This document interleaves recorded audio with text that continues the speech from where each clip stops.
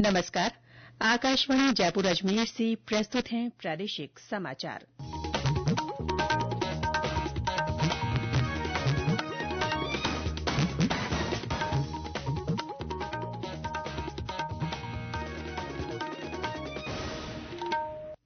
मुख्य समाचार। मुख्यमंत्री भजनलाल शर्मा ने कहा, rising Rajasthan global investment summit में प्रत्येक जिले के विशिष्ट उत्पादों को नई पहचान मिलेगी। भारतीय रिजर्व बैंक आज द्विमासिक मौद्रिक नीति की घोषणा करेगा। बाबा साहेब डॉक्टर भीमराव अंबेडकर के परिनिर्वाण दिवस पर कृतज्ञ राष्ट्र का नमन।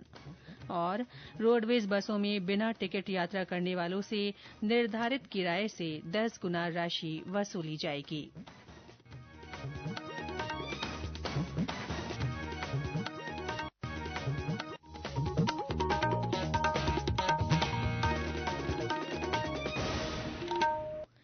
समाचारों के साथ मैं रितिका गुप्ता। और अब समाचार विस्तार से।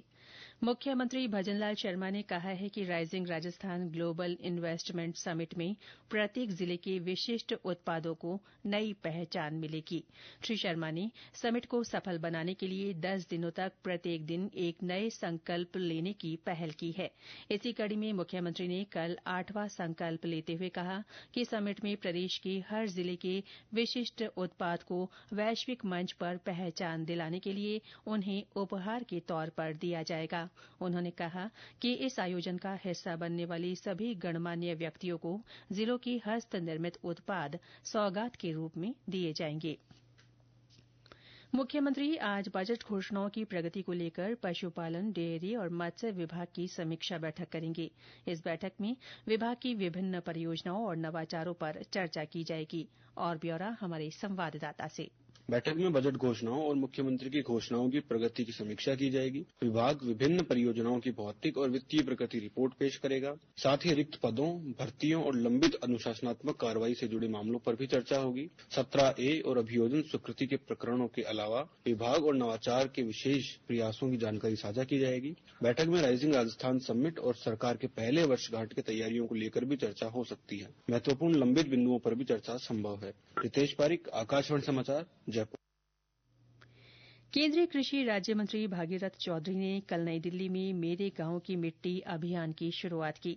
इसका उद्देश्य किसानों को रसायनों के नुकसान से अवगत कराना और गुणवत्तापूर्ण फसलें उगाने के लिए प्रेरित करना है। इस अवसर पर श्री चौधरी ने कहा कि इस अभियान से किसानों को खेतों की उर्वरकता और उत्पादकता बढ़ाने में मदद मिलेगी। इसके तहत किसानों को पेस्टिसाइड का प्रयोग कम करने और स्वच्छ कृषि उत्पाद उगाने के लिए प्रोत्साहित किया जाएगा। भारतीय रिजर्व बैंक आरबीआई आज अपनी द्विमासिक मौद्रिक नीति के बारे में लिए गए फैसलों की घोषणा करेगा। आरबीआई गवर्नर शक्तिकांत दास की अध्यक्षता में गठित समिति मौद्रिक नीति पर विचार विमर्श कर रही थी। विशेषज्ञों का मानना है कि रिजर्व बैंक रेपो दर पर यथास्थिति बनाए रखने और नकद आरक्षी अनुपात सीआरआर को समायोजित करने पर विचार कर सकता है। रिजर्व बैंक ने फरवरी 2023 से रेपो दर यानी अल्पकालिक उधार दर को 6.5% पर ही बनाए रखा है। सीआरआर में कटौती से बैंकिंग प्रणाली में तरलता आ सकती है, जिससे आर्थिक गतिविधियों में बढ़ोतरी की उम्मीद है। प्रधानमंत्री नरेन्द्र मोदी आज नई दिल्ली के भारत मंडपम में अष्टलक्ष्मी महोत्सव का उद्घाटन करेंगे। 3 दिन के इस महोत्सव में पूर्वोत्तर का सांस्कृतिक, सामाजिक और आर्थिक ताना बाना प्रदर्शित किया जाएगा। महोत्सव में सभी 8 राज्यों की संस्कृति, कपड़ा उद्योग, हस्तशिल्प और पर्यटन के अलावा वहां के अनूठे उत्पादों का प्रदर्शन किया जाएगा। इस दौरान 250 से अधिक शिल्पकार 34 जीआई टैग वाली वस्तुओं सहित हस्तशिल्प, हथकरघा और कृषि बागवानी उत्पादों का प्रदर्शन करेंगे।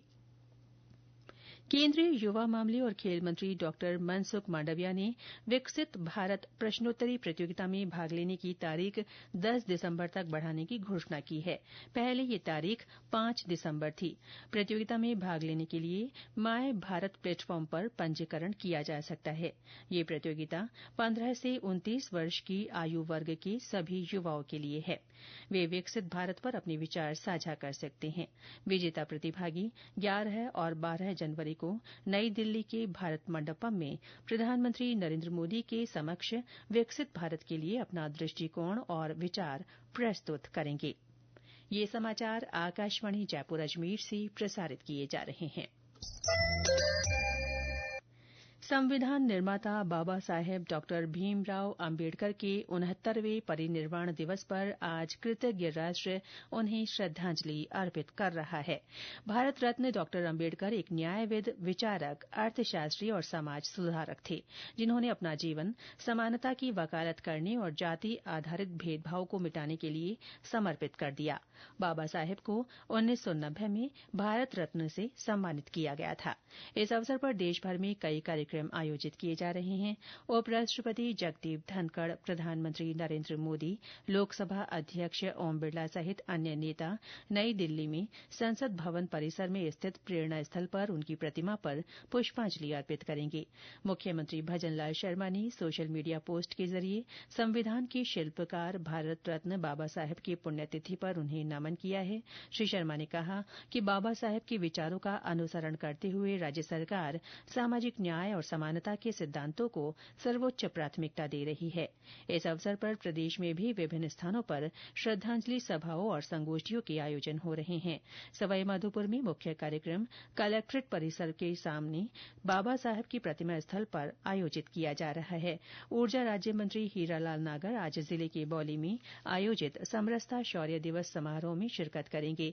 बाड़मेर, जैसलमेर और हनुमानगढ़ में हो रही जिला स्तरीय कार्यक्रमों में बाबा साहेब को श्रद्धा सुमन अर्पित कर संविधान निर्माण में उनके योगदान को याद किया जा रहा है। गृह रक्षा संगठन के स्थापना दिवस के उपलक्ष्य में आज जयपुर के फतेहपुरा बेगस में समारोह परेड होगी। होमगार्ड के डीजी राजेश निर्वाण ने बताया कि गृह रक्षा बल की स्थापना नागरिकों की सुरक्षा और संपत्ति की रक्षा के लिए की गई थी। इस उपलक्ष्य में आयोजित हो रहे कार्यक्रमों की श्रृंखला में एक कदम स्वच्छता की ओर के तहत कल जयपुर के सवाई मानसिंह स्टेडियम में स्वच्छता अभियान चलाया गया। गृह रक्षा निदेशालय और गृह रक्षा प्रशिक्षण केंद्र के अधिकारियों, कर्मचारियों तथा करीब 300 होमगार्ड की टीम ने स्टेडियम परिसर में सफाई की। इसी कड़ी में हनुमानगढ़ में रक्तदान शिविर लगाया गया। इसमें गृह रक्षा जवानों ने रक्तदान कर मानव सेवा के लिए योगदान दिया। रोडवेज बसों में बिना टिकट यात्रा करने वालों से निर्धारित किराए से 10 गुना के बराबर राशि वसूली जाएगी। रोडवेज प्रबंधन ने इस बारे में आदेश जारी किए हैं। उप मुख्यमंत्री और परिवहन मंत्री डॉ प्रेमचंद बैरवा के निर्देशों के अनुसार रोडवेज को घाटे से उबारने और राजस्व अर्जन में बढ़ोतरी के लिए ये पहल की गई है। निगम अध्यक्ष शुभ्रा सिंह ने बताया कि निगम में वाहन निरीक्षण व्यवस्था को प्रभावी बनाने के प्रयास किए जा रहे हैं। उन्होंने कहा कि ज्यादातर निरीक्षकों की ओर से वाहन निरीक्षण के दौरान बिना टिकट यात्रियों से अधिभार राशि की वसूली नहीं की जाती है। ऐसे में पूर्व में जारी आदेशों को संशोधित कर बिना टिकट यात्रा करते हुए पाए जाने पर यात्री भाड़े के 10 गुना के बराबर या 2000 रुपये की वसूली की जाएगी। मौसम विभाग अपने 150वें स्थापना दिवस के उपलक्ष्य में मैट ओलंपियाड का आयोजन करने जा रहा है। मौसम केंद्र जयपुर के निदेशक राधेश्याम शर्मा ने बताया कि इसका उद्देश्य मौसम और जलवायु विज्ञान के प्रति जागरूकता लाना है। ओलंपियाड के लिए पंजीकरण शुरू हो गया है। इसका रजिस्ट्रेशन ऑनलाइन माध्यम से फिलहाल चालू है। अंतिम तिथि 10 दिसंबर है और 8, 9 और 11वीं कक्षा में अध्ययनरत है वो विद्यार्थी इस ओलंपियाड में भाग ले सकते हैं और जो एग्जाम है वो 14-15 दिसंबर को ऑनलाइन माध्यम से ही रहेगा। रजिस्ट्रेशन के लिए किसी प्रकार की कोई शुल्क नहीं है। निःशुल्क जो है वो रजिस्ट्रेशन कर सकते हैं और विद्यार्थियों के लिए राष्ट्रीय स्तर और राज्य स्तर पर आकर्षक इनाम जीतने और स्थापना दिवस के दौरान नई दिल्ली जाने का सुनहरा अवसर है। कुल विद्यार्थी इस मैथ ओलंपियाड में भाग ले सकते हैं, अपना रजिस्ट्रेशन करवा सकते हैं। और अंत में मुख्य समाचार एक बार फिर। मुख्यमंत्री भजनलाल शर्मा ने कहा है कि rising Rajasthan global investment summit में प्रत्येक जिले के विशिष्ट उत्पादों को नई पहचान मिलेगी। भारतीय रिजर्व बैंक आज द्विमासिक मौद्रिक नीति की घोषणा करेगा। बाबा साहेब डॉक्टर भीमराव अम्बेडकर के परिनिर्वाण दिवस पर कृतज्ञ राष्ट्र उन्हें नमन कर रहा है। और रोडवेज बसों में बिना टिकट यात्रा करने वालों से निर्धारित किराए से 10 गुना राशि वसूली जाएगी। इसके साथ ही प्रादेशिक समाचार बुलेटिन समाप्त हुआ। नमस्कार। है।